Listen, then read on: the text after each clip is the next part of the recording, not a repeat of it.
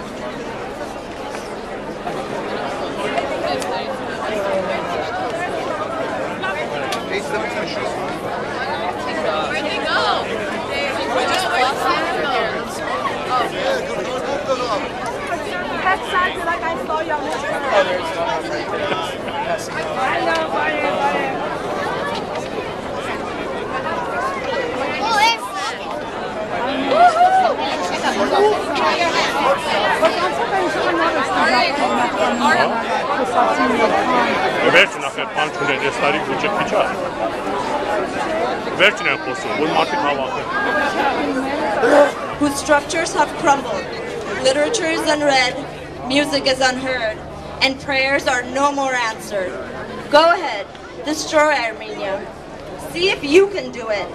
Send them into the deserts without bread or water. Burn their homes and churches. Then see if they will not laugh, sing, and pray again. For when two of them meet anywhere in the world, see if they will not create a new Armenia. Thank you.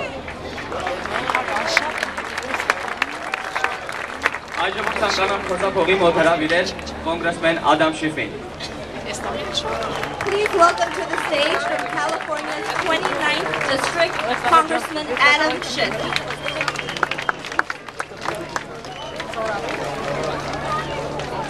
Good morning. It's an honor to join you today to commemorate the Armenian genocide, the first genocide of the last century in which 1.5 million men, women, and children were murdered for the sole reason that they were Armenian. The Ottoman Empire tried to wipe out an entire people. They tried to destroy an historic, beautiful, warm, loving, accomplished people, and they failed.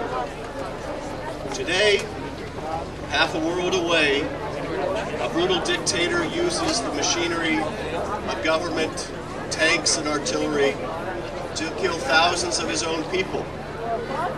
And today, half a world away, a courageous American diplomat named Robert Ford speaks plainly of the devastation going on in Syria.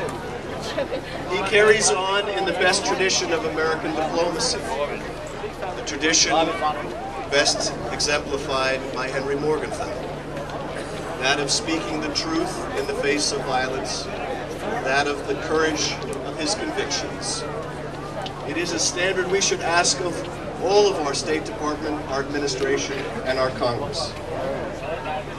If we are not to recognize the genocide now, then when? If we are not willing to speak forcefully about genocide wherever and whenever it occurs, how can we have the standing to speak out against the violence in Syria, the genocide in Darfur, or human rights violations anywhere on earth? The Turkish campaign of denial will continue to be a poison to the soul of the Turkish people, down to the last generation of their deniers. And we do no favors to ourselves or to Turkey by becoming complicit in a campaign of denial. This session in Congress, we have made some progress. We took up a resolution calling on Turkey to observe the rights of religious minorities and return confiscated properties to the Armenian Church, and that passed with broad bipartisan support in the House.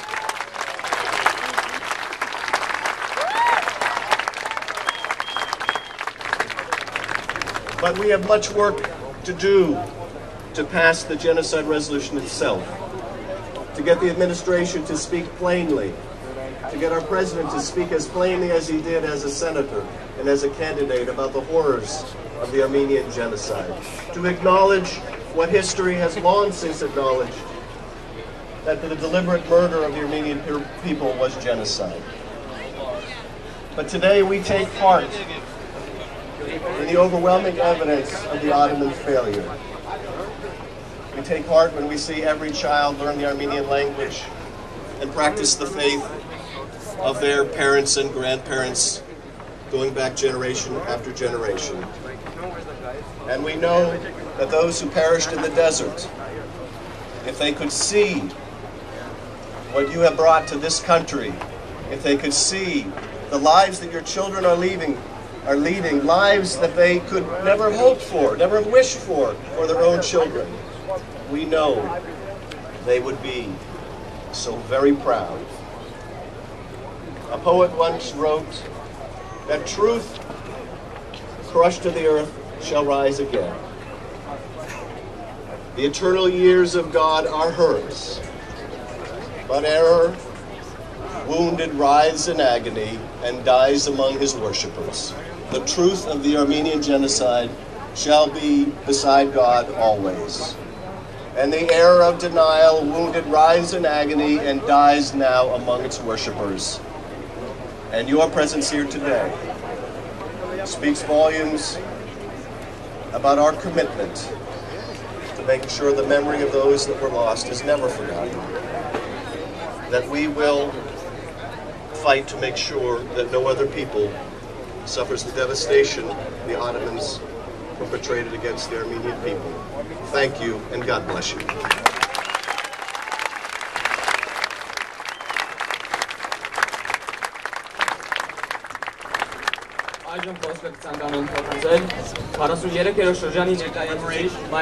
Genocide. We feel two emotions. We feel sadness. Sadness at the millions of people who lost their lives. Sadness at the millions of children who didn't get to know their parents. Sadness at the millions of future generations who did not get to know their grandparents. And we feel anger. We feel anger at the decades of genocide denial perpetrated by the Ottoman Turks and their successors in Turkey. Today, we take two actions. Later today, I'll be joining so many of you at the Montebello Memorial, where we will mourn. We will express our sadness. We will mourn together. Sadness is a quiet act. Sadness is an act of reflection. And we will mourn all those who lost their lives and all those generations who were touched by the acts of almost 100 years ago. But this morning we express our anger. We march. Marching is an expression of our anger. It is an active act. I look out there, I see so many people carrying their signs, reminding our society that we will never forget and that we will not stop until justice is done. Thank you so much for being here this morning. Thank you for marching. Thank you for expressing your anger.